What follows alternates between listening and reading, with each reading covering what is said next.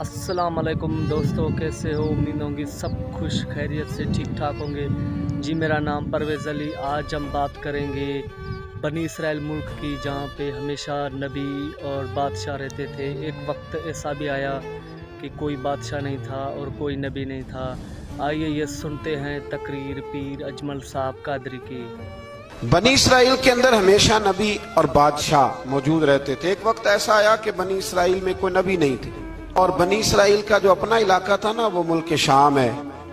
تو قوم عمال کا ایک قوم تھی اور بڑے سخت گیر لوگ تھے۔ انہوں نے بنی اسرائیل والوں کے ساتھ لڑائی کی، جہاد کیا، اور انہیں ان کے علاقے سے نکال دیا۔ اور کچھ حضرت یوسف علیہ السلام کے زمانے میں ویسے بھی ایک بہت بڑی تعداد جا کے مصر میں آباد ہو گئی تھی۔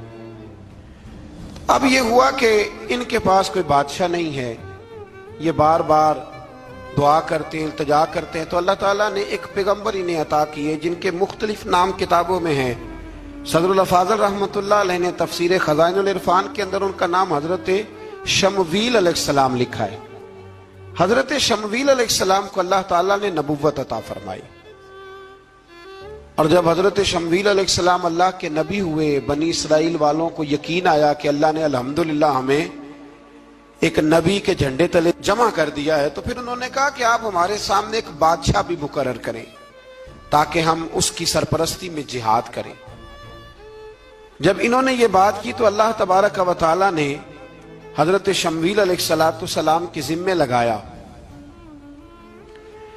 تو ایک اس زمانے میں اللہ کے نیک بندے تھے، جناب طالوت علیہ السلام ان کا نام تھا۔ تو حضرت شمویل علیہ السلام نے انہیں کہا کہ اللہ کریم نے نا تمہارا بادشاہ طالوت کو بنایا ہے۔ ان کا نام بھی قرآن مجید نے ذکر فرمایا ہے۔ تو بنی اسرائیل کے لوگ کہنے لگے یہ تو غریب آدمی ہے، وہ بکریاں چرایا کرتے تھے، لیکن علم میں بڑے پختہ تھے، وجود میں بڑے طاقتور تھے۔ تو کہا کہ یہ تو غریب آدمی ہے، تو ہم تو زیادہ حق رکھتے تھے کہ ہمیں بادشاہ بنایا جائے۔ تو حضرت طالوت علیہ السلام کے بادشاہ بننے کے بعد حضرت شمویل علیہ السلام نے جو بات کی، اللہ کریم نے اسے قرآن مجید میں بیان فرمایا۔ رب فرماتا ہے بسطتاً فی العلم والجسم، اسے اس لیے تمہارا بادشاہ بنایا گیا ہے کہ اسے ہم نے کشادگی دی ہے، علم میں بھی اور جسم میں بھی۔ بڑے ماشاءاللہ موٹے تازے تھے، وجود بڑا طاقتور تھا۔ کچھ موٹے تازے ہوتے ہیں پر طاقتور نہیں ہوتے، موٹے تازے بھی تھے اور طاقتور بھی تھے۔ فرمایا کہ وجود میں بھی طاقت ہے اور علم میں بھی اللہ نے انہیں وسعت عطا فرمائی۔ تو بنی اسرائیل والے کہنے لگے جی نہیں جی، کوئی بندہ اور آ جائے، یہ ہمارا بہت بڑا مسئلہ ہے نا جی، ہر ایک کی مرضی کی نہ تو بات ہو سکتی ہے اور نہ ہر بندہ ہر ایک کی مرضی پر پورا۔ کہنے لگے نہیں جی، کوئی اور ہونا چاہیے تھا، ہمیں کیسے پتا چلے گا کہ اللہ نے مقرر کیا ہے؟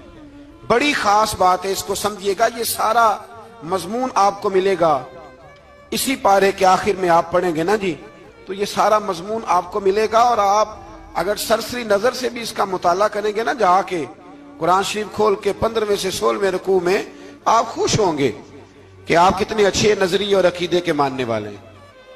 تو جب کہا نا کہ طالوت کو ہمارا بادشاہ بنایا گیا، تو دلیل کیا ہے؟ تو قرآن کہتا ہے کہ حضرت شمویل علیہ السلام نے فرمایا کہ تمہارا ایک تابوت تھا، ایک صندوق تھا تمہارے پاس، وہ صندوق تمہارا قوم عمال کا اٹھا کے لے گئی تھی۔ ان کے بادشاہ ہونے کی دلیل یہ ہے کہ اللہ تمہارا وہ صندوق تمہیں واپس کر دے گا، وہ تمہارا صندوق تمہیں واپس کر دے گا۔ اس صندوق میں کیا ہے؟ وہ حضرت آدم جنت سے ساتھ لے کے آئے تھے، اس میں تھا کیا؟ تو قرآن مجید کہتا ہے کہ اس کے اندر نا حضرت ہارون علیہ السلام اور حضرت موسیٰ علیہ السلام کے تبرکات تھے، تبرکات۔ کل میں ایک مولوی دیکھ رہا تھا، بیچارہ ایک بندہ نا مسجد نبی کے ساتھ غلاف اور شاید کوئی کفن تھا، وہ مسجد نبی کی دیواروں سے مس کر رہا تھا، تو وہ کہہ رہا تھا نہیں اس سے کیا ہوتا ہے، تبرک کوئی چیز نہیں، اچھے اعمال کی وجہ سے بندہ بخشا جائے گا۔ میں نے کہا تو مجھے ملے تو میں تجھے بخاری کھول کے دکھاؤں کہ حضرت عبد الرحمن ابن عوف جنہیں حضور نے قطعی جنتی کہا، حضور کے وجود پر کرتا دیکھ کے کہنے لگے حضور بڑا ہی سونا لگ رہا ہے، تو فرمایا تجھے چاہیے حضور مل جائے تو کیا ہی بات ہے۔ نبی پاک نے عطا کیا تو صحابہ کہنے لگے عبد الرحمن آپ کو تو ضرورت نہیں تھی، आपके पास तो बड़े लिबास हैं, तो ये कुर्ता हुजूर ने कबूल कर लिया, कोई लेके आया और आपने मांग लिया, तो वो रो पड़े, कहने लगे पहनने के लिए नहीं मांगा, ये हुजूर के जिस्म से लग गया है, मैंने कफन बनाने के लिए मांगा है। तू कहता है हुजूर के तबर्रुक में खैर कोई नहीं। पर आप यकीन करें उन लोगों पे हैरानगी है, हमने भी मरना है ना जी, बड़ी जल्दी कब्र में जाना है, वक्त का कुछ पता नहीं, लेकिन इतने अंधे होकर लोग चीजों को देखते हैं और इस तेजी के साथ गुमराही फैलाते हैं। मुझे बाकायदा किसी ने वीडियो भेजी और कहने लगा जी देखें कितनी अच्छी बात कर रहा है, लोगों को समझाएं। तो मैंने कहा नहीं, इसको समझाने की जरूरत है। और मैंने उसको देखा है, वो जो लाल रुमाल वाला, मैंने देखा है वो ढूंढ ढूंढ के जाहिलों को पकड़ता है, तलाश करता है, और अगर कोई मिल जाए बात बताने वाला तो फिर वो खुद पकड़ा जाता है, और कई दफा पकड़ा गया तो निकल गया है। अल्लाह ताला हमें समझने की तौफीक दे, हम सियाने हो जाए तो ये दूर दूर तक नजर नहीं आएंगे इंशाअल्लाह। तो वो ताबूत आएगा, बनी इसराइल वालों से कहा ताबूत में क्या था सुन लो, और ये कुरान मजीद है। आज मेरी मानना ये 15वें से 16वां रुकू जरूर ही पढ़ना कि वो आखिर ताबूत में क्या था, खोलना जरा। कुरान मजीद कहते हैं कि हजरत मूसा अलैहिस्सलाम और हजरत हारून के तबर्रुक थे। तो तबर्रुक क्या थे? तमाम मुफस्सिरीन ने लिखा है कि हजरत मूसा का एक कुर्ता था, एक डंडा था, जूते थे, और जनाब हारून अलैहिस्सलाम का इमामा शरीफ था, और तौरात की कुछ तख्तियां थी। तो उसका फायदा क्या था? उस ताबूत का फायदा यह था कि बनी इसराइल वाले जब अपने दुश्मनों से लड़ते थे, ताबूत सामने रख के दुआ मांगते थे, अल्लाह इन्हें कामयाबी अता कर देता था। तो कौम अमालकों को भी पता चल गया कि संदूक में कुछ है जिसकी वजह से ये कामयाब हो जाते। वो संदूक उठा के ले गए। अब उनकी कमबख्ती ये, कम नसीबी ये कि उन्होंने जाके उसे रूढ़ी पे फेंक दिया। जब रूढ़ी पे फेंका तो उनके अंदर बीमारियां आ गई, वबाएं फूट पड़ी, मरने लगे, वजूद फूलने लगा। फिर उनके दिलों में बात आई कि ये हमने इस संदूक की बेअदबी की है। संदूक में क्या है? तबर्रुकात। हमें कहते हैं जी नालैन का नक्शा क्यों लगाया है? तुम्हारे तो बुजुर्गों का कीदा है, सर पे रखने को मिल जाए अगर नक्शे नाले पाके हुजूर, तो फिर कहेंगे कि हाँ ताजदार हम भी हैं। तो कहा कि उसके अंदर ये तबर्रुकात थे। उन्हें भी समझ में आई, तो उन्होंने ना बैलगाड़ी मंगाई और वो संदूक उठा के उसके ऊपर रख दिया। अब क्या हुआ? कुरान कहता है कि फरिश्तों ने ना उस संदूक को वहां से उठाया। मुफस्सिरीन ने लिखा इसका माना यह भी हो सकता है कि उस बैलगाड़ी को डायरेक्शन पे लगाया। उधर से हजरत शमूएल अलैहिस्सलाम ने जनाब तालूत को बादशाह बना दिया, और इधर से वो संदूक चल पड़ा। कहा भाई हम इनको कैसे बादशाह माने? तो फरमाया बादशाह इस तरह मानोगे कि तुम्हारा वो संदूक आ जाएगा। और कुरान कहते हैं उस संदूक में तुम्हारे दिलों का सुकून है, उसमें तुम्हारे दिलों का।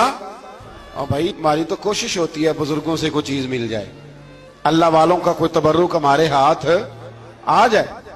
तो वो संदूक आ गया, ये मान गए। अब जिहाद करने निकले तो लड़ना था जालूत की कौम के साथ। वो बड़ा सख्त आदमी था, 3-3 मन सोना उसने वजूद पे पहना होता था।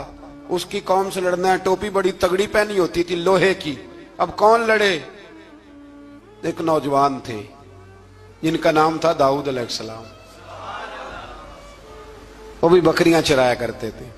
और जिन दिनों हजरत तालूत निकले ना अपनी कौम को लेकर जालूत के खिलाफ लड़ने, तो हजरत दाऊद भी शामिल हो गए। अल्लाह जब किसी को नवाजता है ना तो फिर खास ही करम नवाजी करता है। मुफस्सिरीन ने लिखा जब ये जा रहे थे ना, वहां जा रहे थे तो रस्ते में इन्हें 3 पत्थर मिल गए। इन्होंने वो तीनों पत्थर उठा लिए। उस जमाने में पत्थर फेंकने के लिए छोटी छोटी लोगों के पास चीजें हुआ करती थी, उसको कोफन भी लोग कहते थे, मंजनीक, उसको सामने रख के फिर बनाई गई। तो आपके पास भी वो आला था जिससे दुश्मन पर पत्थर मारे जाते थे। तो आप वो मशीन लेकर, वो आला लेकर वहां पहुंचे हुए थे। 3 पत्थर आपके पास थे। आप फरमाते उस दिन मैं बड़ा बीमार था, इतना बीमार था कि मेरा रंग पीला हो गया। अब वो जालूत के सामने कोई नहीं जाता था। तो जनाब तालूत कहने लगे कि जो जालूत को मारेगा ना, यानी इनके बादशाह को, इस कौम के, तो मैं उसे अपनी आधी सल्तनत भी दे दूंगा और अपनी बेटी का निकाह भी उसके साथ कर दूंगा। دیکھیں اللہ نوازتا ہے تو کس انداز میں نوازتا ہے. تو حضرت داؤد کہتے ہیں وہ دور کھڑا تھا تو میں نے 3 پتھر مارے. بھئی ہمت کرنا تو ہمارے ذمہ ہے کہ نہیں؟ میری ملت کا جوان کہتا میں نے کرنا کرانا کچھ نہیں. یعنی اگر آپ کہیں نا کچھ کرو تو پھر وہ کوئی کام کرنے کی مطلب معاملہ